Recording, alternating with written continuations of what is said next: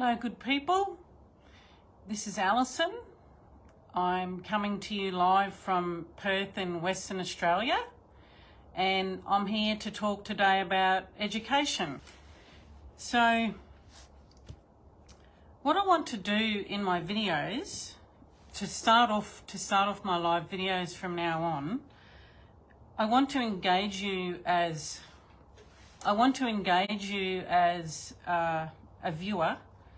And I want to ask a question. At the start of every one of my lives, I'd like to ask a question. And I'd love it if you could answer in the comments what I want to know what you think.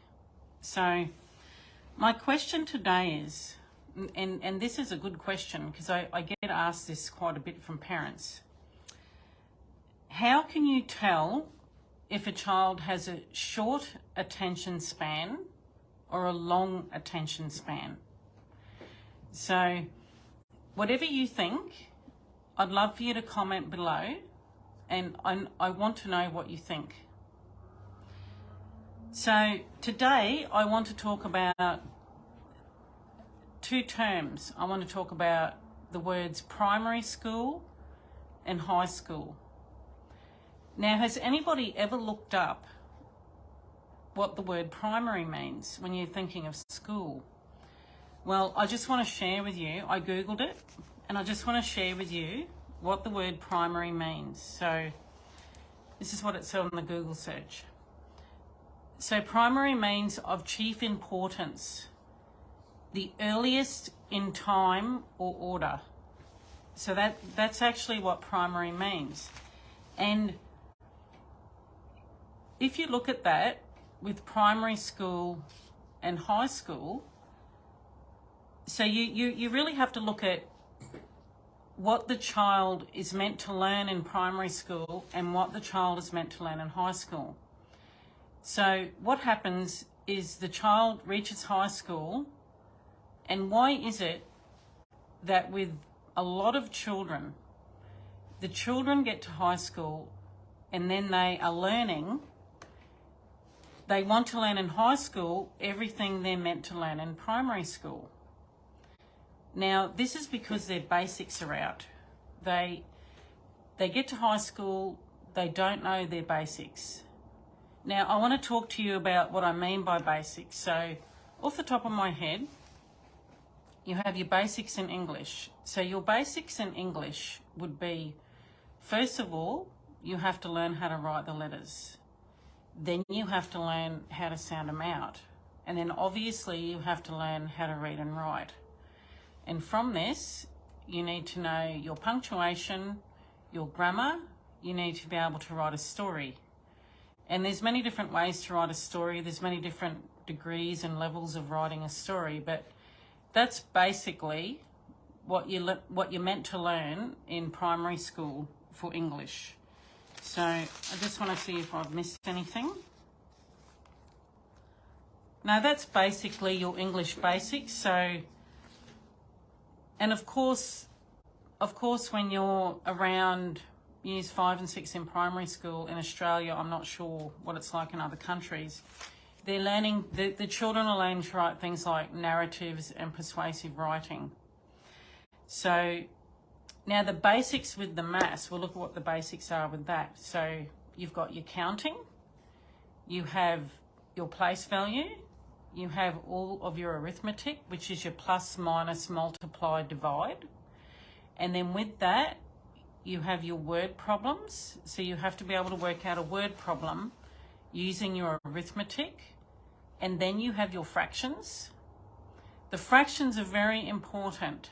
The fractions sit at the base of many subjects above. For example, if you want to know your decimals and your percentages properly, you really need to know your fractions. So fractions is a very important basic, which I do have to teach a lot because kids seem to get to high school and they just don't know their fractions. So you have your fractions, percentages, your decimals. You also have things like geometry and things like measurement. Now, I run a tutoring centre here in Perth, and I've worked with thousands of students, both children and adults, and my staff have too, and we mainly handle the basics. You know, every now and then we do have to do things like science and HASS, but it's mainly those basics that I just mentioned that the people that come here for tutoring, they really need help with all the basics. I have a message to all parents for your children. It's very, very important that your children know their basics before they reach high school. They really have to know how to read and write. They have to know how to do basic maths. If they don't learn it in primary school, they will have to learn it in high school. And then they become an adult, and if they haven't learned it in high school, they still don't know it as an adult. It can become quite embarrassing. I've worked with many, many adults that they really don't know their basics, so they come to me for help with spelling. You do have things like Grammarly that corrects your grammar and your spelling, but when you're doing written reports at a job, you can't correct it with a computer. So that's my advice to you.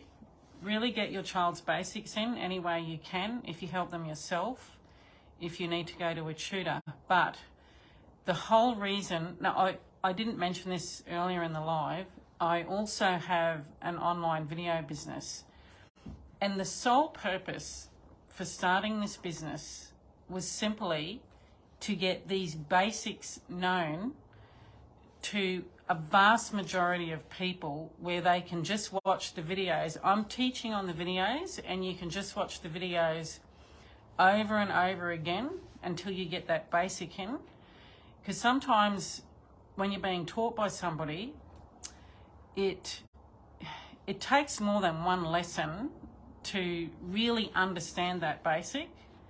Like with fractions, sometimes I have to go over it many, many times, and I don't have a video, and I don't have any videos done for fractions yet, but that's one of the programs I'm working on very soon. But I'm finding that students need to go over things more than once. It helps. And if they can just press a button where they can learn that one thing over and over and just keep watching how it's done. I'm there on the video teaching. It's all the information's there. So what I will do, if you are interested, I only have 2 programs at the moment, but I am working hard to get more programs done. But what I'll do is, in the comments below after this video, I will put my website. And if you go into my website, you can have a look at what I've done so far. And if you send me a message in the contacts page, that will subscribe you to my mailing list, and any new videos that are coming up, any new programs that I do, any discounts I have, if you send me a message on my contact page on my website, it'll have all the information. I'll have your information, so I can send you out things from time to time as to what I'm doing. So that's what I wanted to share with you today, and I think that's all I wanted to cover. And please answer that question down below. I want to know what you all think. Like, I can sit here and talk about many things, but I also want to engage your interest. I want to know what you think. So that question was, I remember the question without looking at my notes. The question is, how can you tell if a child has a short attention span or a long attention span? So I'll leave that with you, and have a great day, and I'll see you in the next live video that I do. Thank you.